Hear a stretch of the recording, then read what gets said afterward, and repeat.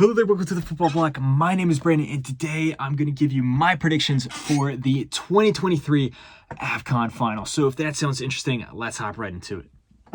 One step beyond.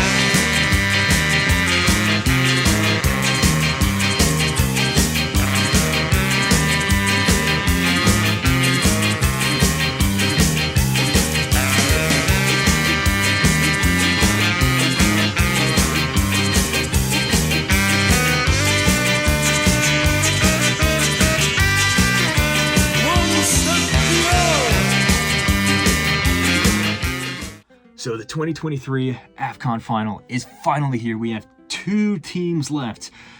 We only have one more game to decide who is going to be the champions of the AFCON this year.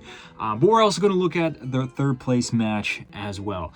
So I'm going to go and look at each of these teams' journey up until this point. And then, of course, I'm going to look at how the teams match up against each other. And then I'm going to give, of course, a score prediction there. First, let's look at the third place match. I'm not going to spend a whole lot of time there. We have South Africa going up against DR Congo here. I think that both these teams have had great tournaments. Both these teams, most people would not have expected them to make it this far. South Africa had a memorable run across the way. Of course, they started off their tournament with a 2-0 loss to Mali, which was actually a very poor result there, but then they followed it up with a 4-0 win over Namibia. They grabbed the draw with Tunisia, and then probably the highlights of their run so far, that impressive 2-0 win over Morocco, eliminating them there. Then doing just enough to overcome Cape Verde on penalties before falling to Nigeria, also on penalties after a really close game. DR Congo had a very interesting run to the final. They actually drew all three of their games, which included an impressive 1-1 draw with Morocco, but also not so impressive draw with Tanzania and Zambia. However, they would follow that up with a very impressive win over Egypt, ironically after a 1-1 draw again, but they went there on penalties. But they really clicked into form, especially in the quarterfinals, eliminating Mali 3-1 before falling here to Ivory Coast in the semifinals. Both of these teams had a very admirable performance up until this point. I think that going forward, DR Congo has a much more dangerous attack, even though we didn't really see that against Ivory Coast. But at the same time, though, Ronan Williams for South Africa has been the best goalkeeper of the AFCON, in my opinion. So it should be a close game between the two. It'll also be hard to judge this game considering you don't know how each team's going to go into this match. Like, how's their motivation? How's the team morale going to look considering that they're no longer fighting for the trophy? I'm going to lean towards DR Congo in this match. I think it's going to be a close game, maybe 1-0 or 2-1 there. I think overall DR Congo is just a more talented team. And the fatigue has got to be setting in for South Africa. I mean, their last two games just went the entire 120 minutes plus penalties. So with that in mind, I think DR Congo is going to come out on top. But now let's look at the showpiece match. We have the final. We have Nigeria going up against the host Ivory Coast. Both of these teams have history in this tournament. Both of these teams have won the AFCON before. It has been a while, though. 2013 for Nigeria, 2015 for Ivory Coast. Both of these teams probably weren't favored to win the tournament outright, but they were still in the discussion at least. Ivory Coast, of course, is the home nation, as I mentioned. Let's start off looking at their path to the final. They had a crazy run to the final. One of the commentators on BN Sports was saying they need to make a Netflix documentary about this, and I as silly as that sounds, I fully agree. They started off the tournament, first game of the tournament, the opening match there, 2-0 win over Guinea-Bissau. An overall pretty good performance there. Great way to start the tournament off. Seko Fofana had a great game, but they followed that up with a disappointing loss to Nigeria, of all teams. Speaking of the Nigerians, it was a game that both teams really didn't play to their best. Both these teams, you felt that they had an extra gear to go into. Ivory Coast had a whole host of chances that they just failed to convert. Nigeria ended up scoring a penalty. Trostekong stepping up in the spot and putting his team in the lead. Nigeria would hold on to that lead. And then in the last game of the group stage, it went up against Equatorial Guinea, a team that was in flying form in terms of attacking prowess at least. And Ivory Coast, I thought, was actually the better team in the first half. They had a whole bunch of chances. So many of them, and they just could not put them in the back of the net. They conceded a goal to Equatorial Guinea there. And then midway through the second half, they just completely collapsed. Total capitulation. They ended up conceding 3 goals in relatively quick succession, losing the game 4-0 after the 90 minutes there. Abysmal performance, utter humiliation, one of the worst performances from an AFCON host ever. And they fired their coach, Gasset. He was out of a job, and Ivory Coast was sitting in 3rd place, and it was not guaranteed that they would even make it to the knockout round. It actually looked more unlikely that they would until some crazy results happened in the other matches, and Ivory Coast was able to sneak into the round of 16 with this new guy in charge, Faye. This is his first ever job as a manager of a senior football team. They had none other than Senegal to face in the round of 16. The reigning champions, arguably the best team in Africa, and in my opinion, the best team up until that point in this AFCON.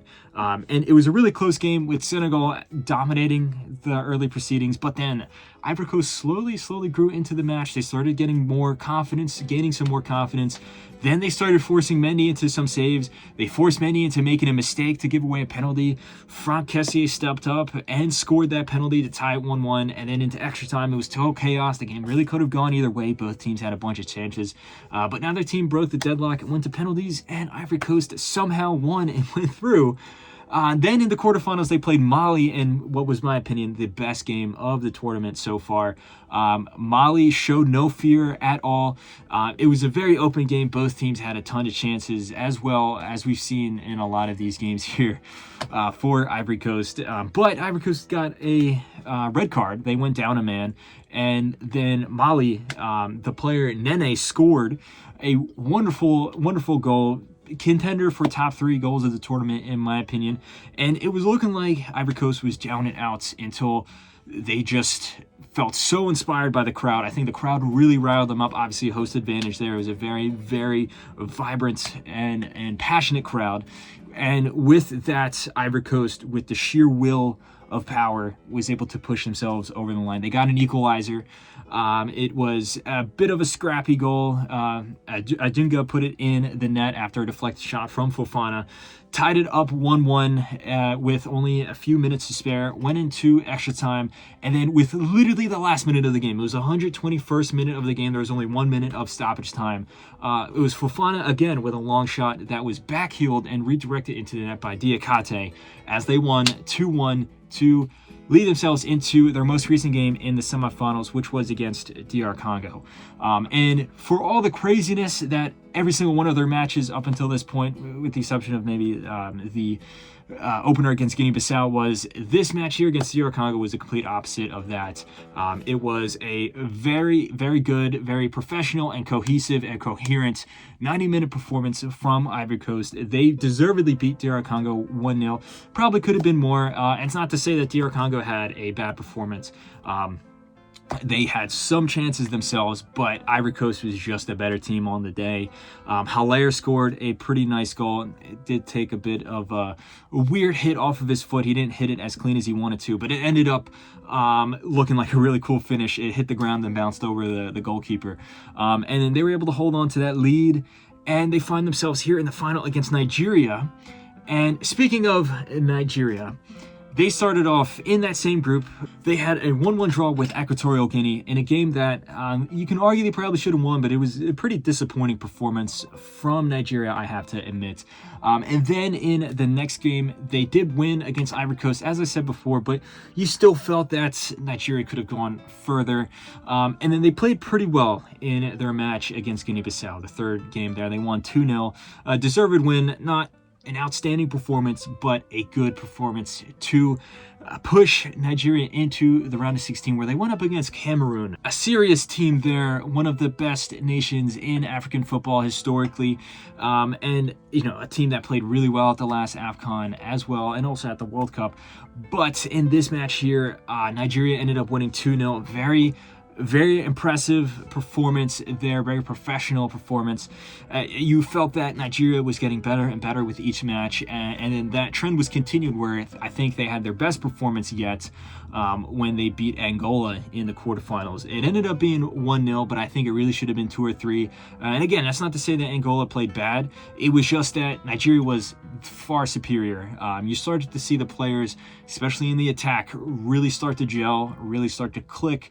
And then that led them into their semifinal against South Africa. And this was a game that I think Nigeria maybe regressed a little bit. It was a lot tougher. It could be just the occasion was a lot more daunting on them. The first half, I think that South Africa was actually the better team. They didn't have a whole lot of clear chances, but they were still the team that looked a little more dangerous up top. That changed into the second half. Nigeria really started to get into their groove. They were the better team. They eventually scored another goal from Trust Ekong. But out of nowhere, there was a crazy sequence of play where Nigeria broke up an attack from South Africa, had a very quick counterattack in the other direction, and Osimhen put the ball into the back of net. A really nice play. But then the referee looked at VAR. It turns out that there was a foul in the box by a Nigerian defender on a South African attacker. And then he gave the penalty to South Africa there with only a few minutes left. South Africa ended up scoring, and then it went to extra time. I think Nigeria was the better team in extra time, but still, South Africa was able to hold on, and it went to penalties where there wasn't a repeat. We didn't see a repeat of South Africa having a, crazy, miraculous performance again in the penalty shootout. Nigeria came out on top, where they meet Ivory Coast here in the final. If you look at the two teams, you compare them to each other, I think that Ivory Coast is a team that they're not as good as they used to be. Of course, they don't have the golden generation. It's not like, the late 2000s, early 2010s where they had Drogba, Yaya Toure, Kolo Toure, Gervinho, Kopabari, Siri Day, all these guys. It's not like that, but it's still a good team. There's still stars in the team. You look at Franck Kessié, you look at Sekou Fofana, you look at Diomande as well. He, didn't have the best tournament at the start, at least. But, it's still a good team. But I think what really carries Ivory Coast is this new team mentality that has been built ever since Faye came in, literally a week or two ago. That strong team mentality where they have the belief now, they have trust in each other, which they perhaps didn't have in the group stage. You also have to look at the crowd, the home advantage. If not for that home advantage, I don't think Ivory Coast make it this far. I don't even know if they'd make it to the quarterfinals here. That home advantage, you can't understate how powerful that has been and how helpful that has been for Ivory Coast. As for Nigeria, I think top to bottom, just look at individual players, they are a better team. They are one of the best teams in Africa, and at least in terms of just their attack on paper, they have the best attack on the continent. But it's really ironic, though. A lot of people were talking about how dangerous Nigeria was going to be, but there was doubts about the midfield and the defense, which doesn't have anywhere near the comparable amount of quality. Funnily enough, though, as the tournament started off, it was Nigeria's very resolute and solid backline and their goalkeeper, and the commanding nature on the pitch that their midfield had, that was propelling them through these games where their attack really wasn't clicking. Osimhen was running the show. He scored against Equatorial Guinea, but it was also just the pressure that he would force on the opposing defenders, how he would create chances for himself, just the motivation that he brings to this team. It really helped everyone around him. But then as the tournament went on, then you started to see the other attackers really start to get into the fold. Lookman had a great game against Cameroon. He scored a brace there. Moses Simon had a wonderful game, man of the match performance against Angola. Then you start to see, Ian Nacho had an okay performance in the last match in the semifinals, as did Chukwueze. So the team, as the tournament is going by, is just slowly starting to click more and more here. The question will be, can they reach their final form here in the final? Can the whole team finally click and work together like they should? it's very hard to choose a winner between these two. Of course, you just have the superior talent, especially just the sheer talent that you have in a guy like Victor Osimhen, who you can make an argument is probably the best player of the tournament so far. He probably won't win just because it's simply his stats. He only has 1 goal and I believe 1 or 2 assists. But the value that he has for Nigeria, for this team, cannot be overstated. But also the crowd advantage for Ivory Coast. As I said before, that is such an important part of this team. It is really hard to choose between the two. But as I said with my prediction for the Asian Cup, I think we're going to see something a little special here. All logic points to Nigeria winning. They have the better team. They're, better defensive record. They have a much more consistent team going throughout the tournament. They have a guy like Osimhen, at this point, the best player in the tournament, just in great form.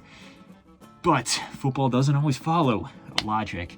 And I think we're gonna see a possible underdog story in the Asian Cup with Jordan winning. I think we might see another underdog story with Ivory Coast winning here. And again, I don't say underdog to disrespect to Ivory Coast. They are one of the best African teams of all time, but just look at how they were in the group stage. No one would have expected them to make the final and end up winning it all. I think it's going to be a very, very close game, a game that really can go either way.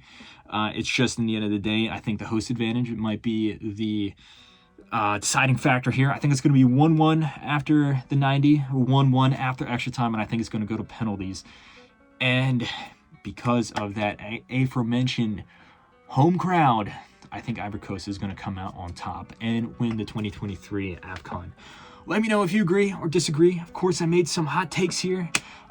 This is a crazy game that really could go either way. Do you disagree with me? Do you think Nigeria is just going to close up shop and Osimhen's going to have a great game? Everything's just going to work together. They're going to come out on top. They're going to, just put a halt to the emotional train that is the Ivory Coast team and all their fans right now? Or do you agree with me that Ivory Coast is going to come out on top? Let me know all your thoughts in the comments below. Don't forget to like and subscribe. Share this video with a friend. Don't forget to follow Football Bloc on social media. But anyway, guys, I hope you have a nice rest of your night. I will see you later. One step beyond.